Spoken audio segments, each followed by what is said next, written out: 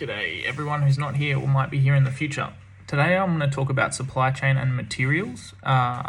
There's a pretty big push in the market talking about vegan leather and eco leather.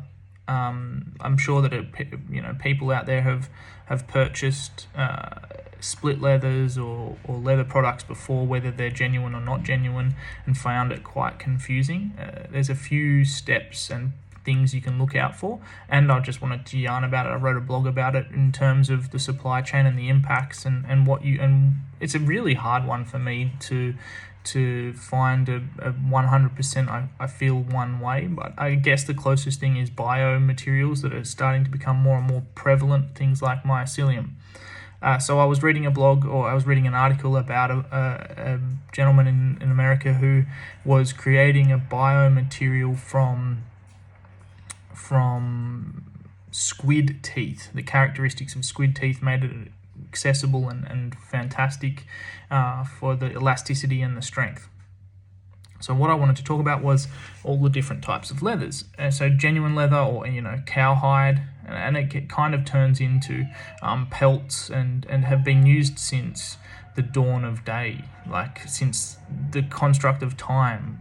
Humans have been killing animals and using their hides or furs to keep warm. So agricultural farming is a massive ecological impact. The counter to that is that it's a hugely impacting industry in the world. And so if you're having an eco supply chain, sustainability, circular economy, there is an argument to be had there, and it's probably where my gut feels is that the impact from agricultural farming is massive.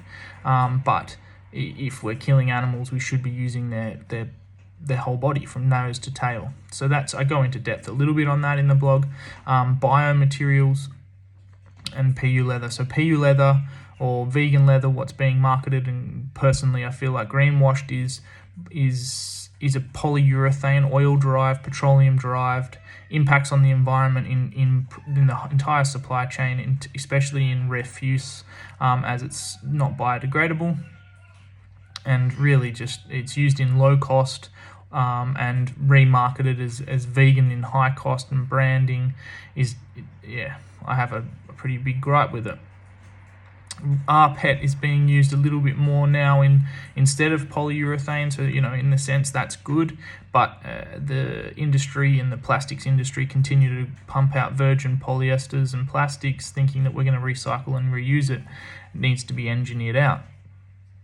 The wonderful and what I was alluding to before, the squid, and the wonderful developments in biomaterials over the last 5 years and over the next 10 years is going to be dramatic.